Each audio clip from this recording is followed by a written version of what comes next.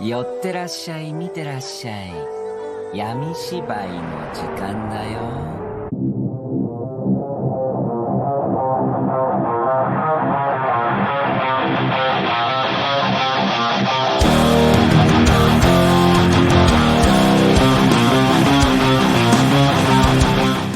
Hey, this is the Goblin King, and we've finally come to the last October-themed anime for the month.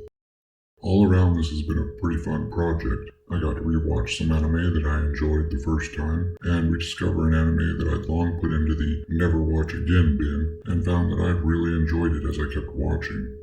Hellgirl, by the way. Very good. I'll probably do a follow-up review for the last 3 seasons at some point while it's still fresh in my mind. So, the very last anime that we come to for this month is one that I was kind of dreading simply because I knew how creepy as fuck it was, and I wanted to save it for last because of that for 2 reasons. 1, it's creepy as fuck and I didn't want to watch it, and 2, it's creepy as fuck and perfect for the last anime review before Halloween. That anime is Yamishibai, Japanese Ghost Stories. Yamishibai, which means darkness theater, is a play on Kamishibai, paper theater, which is an old-school form of storytelling from the early 20th century, based on even older forms of picture scroll storytelling. Yamishibai is an anthology series. It features different scary or creepy stories from all over Japan, usually based on urban legends and creepypastas, rather than more traditional horror tales, mythology, or folk tales like, say, Ayakashi Samurai horror tales or Mononoke. There are 9 seasons of this of 12 episodes each, with each episode being around 5 minutes long. Each episode has a pretty standard formula that it sticks to. You have the storyteller with his Kamishibai screen beating a small drum to call a bunch of kids around him to listen to a story. The storyteller sets up the scene, and they always start out fairly mundane. Whether it's a guy moving into a new apartment, a bunch of kids hanging out and watching a neighbor's house, or a teacher staying late at school to finish up some work. Yes, these are actual examples from the show. Over the course of its runtime, it builds up the horror little by little until it hits you all at once at the end of the episode. I'm going to be honest and say that I only watched the first season. Why? Well, because I'm a little bitch when it comes to Japanese horror. That's why. Those episodes may have only been 5 minutes each, but they pack a lot of creep factor into that minuscule runtime.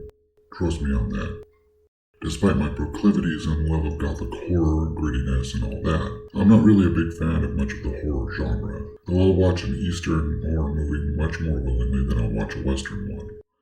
Western horror, even the more supernatural horror that I tend to favor, tends to fall into either lame-ass jump scares or straight-up gore, which I don't find horrific so much as I find it disgusting.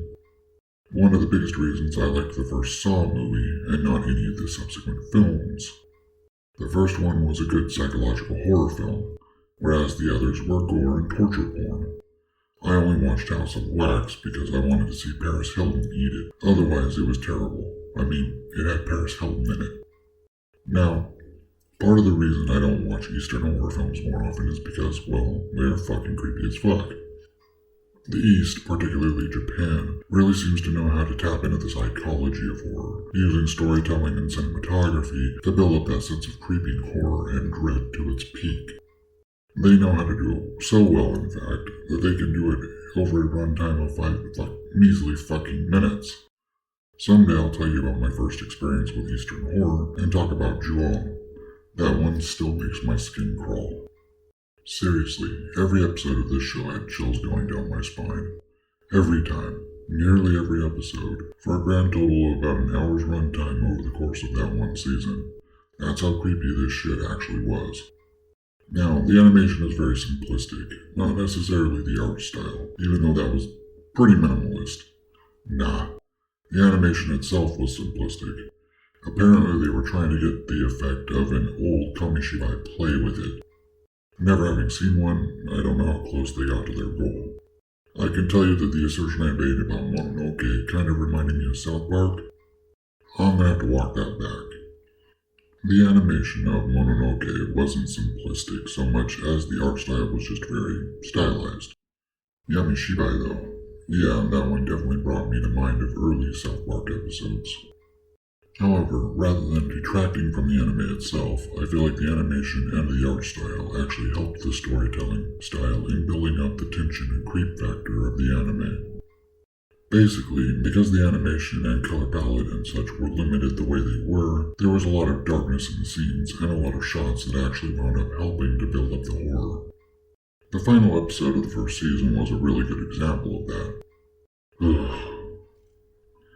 I can't really bitch about too much regarding this anime. I mean, I could bitch about the horror, but that was really the whole point of the anime and would be a window licker move. I watched the anime on purpose for that specific reason, after all. I could say that the first 3 episodes really weren't all that creepy. I mean, they were alright, but it wasn't until the 4th episode and the teacher staying late at school and all that, I really got creeped out.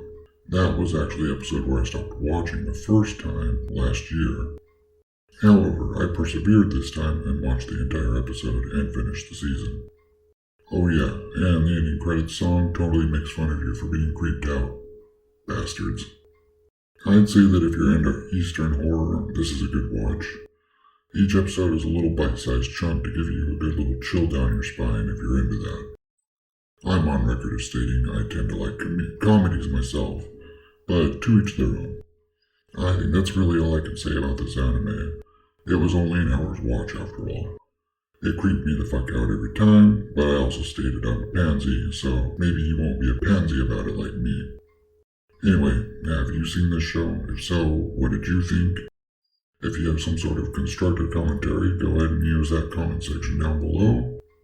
And while you're down there, maybe hit that shiny subscribe button. It's not creepy at all, and I do appreciate it. See you on the next video. Lates.